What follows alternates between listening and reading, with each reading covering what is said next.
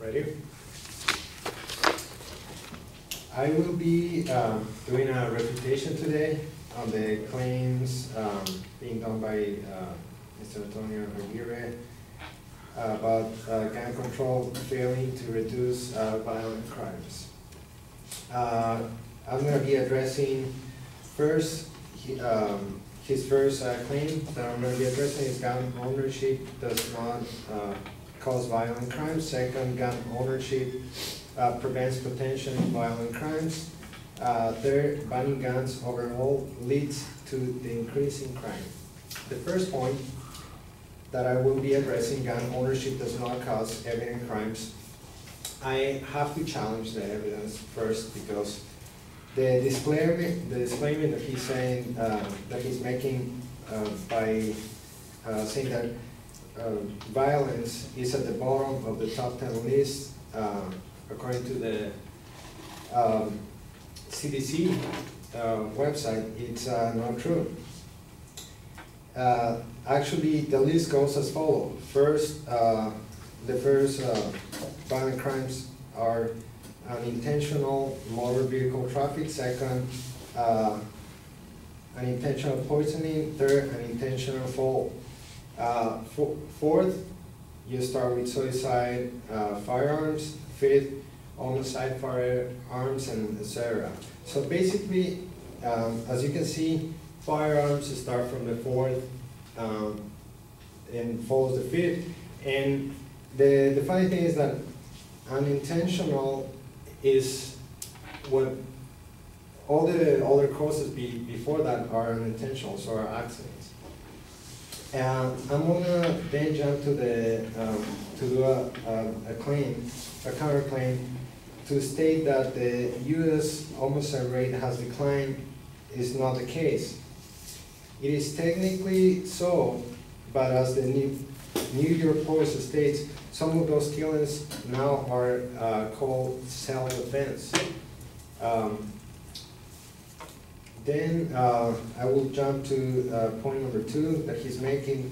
Gun ownership prevents potential violent crimes. I'm going to challenge the evidence first by saying that, yeah, it is true, as stated, that the majority of households in America carry a gun, but it's far from true that 2.5 million incidents a year in itself are 2.5 million. There's basically a claim is that 2.5 million people are self-defending with arms, and that is just a huge number. If you think about it, in a year, basically for 114 million households that we have, according to the U.S. Census Bureau, 90% of that is 103 million, right?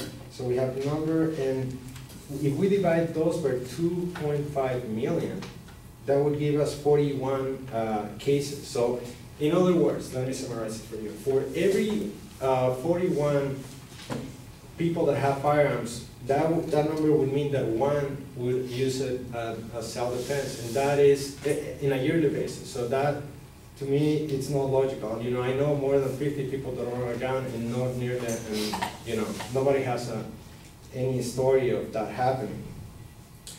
The third point that I'm going to address is the banning guns overall leads to crime, to increase in crime.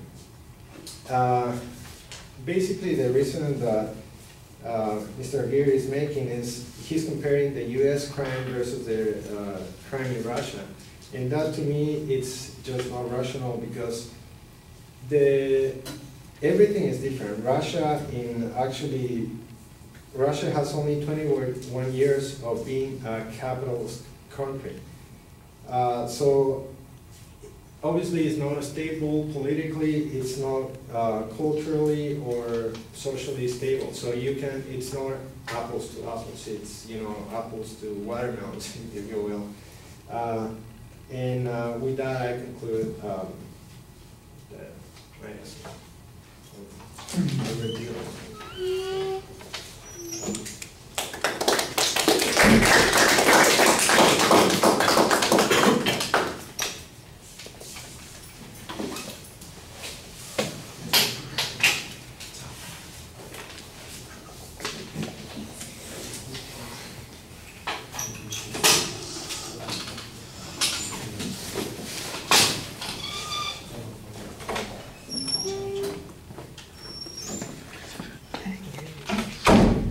What's that? I'm retarded. I can give you this. Okay.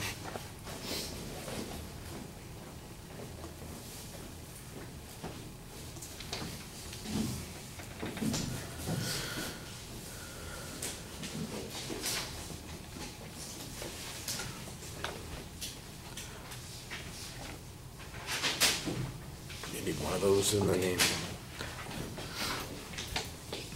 All right, well, you start off pretty well. You label the main point, but it wasn't quite clear what the advocate's point of view was there. The secondary claims are labeled a lot more clearly, and I know what's going on there. Give some phenomenon.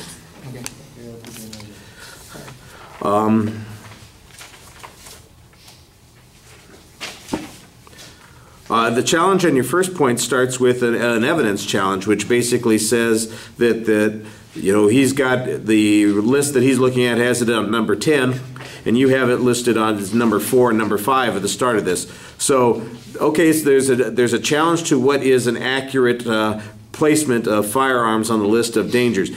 Why is that important? You need to follow through. In other words, the argument that you really want to be making is it's a lot more significant than the advocate has talked about.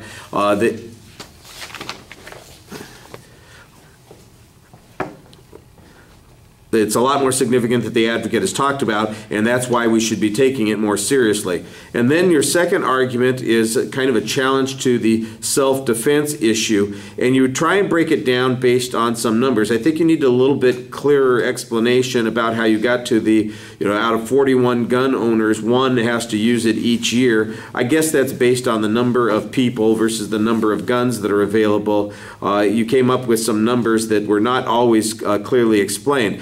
Why is 1 out of 41 an unreasonable number for people to have used their guns for self-defense?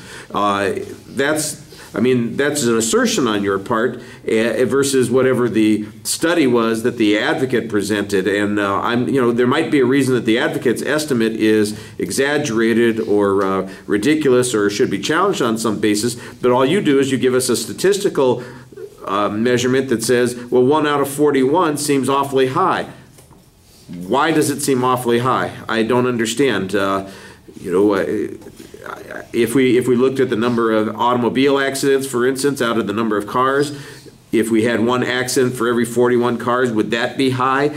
You know, what would be an inappropriate number or an appropriate number, something that would reflect it? I didn't really get much of an explanation on that.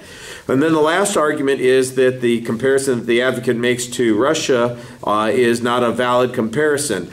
You have no counter evidence on this. You've got a basic challenge based arguing that they are substantially different in terms of culture, which I assume that is probably true, but I don't know how important that is to the issue that is being discussed here, and you don't have any evidence that applies directly to that. So it feels like you've got some ideas, but they aren't always fully formed, and you need to figure out what the impact of these arguments is a little bit more in order to make them work better for you.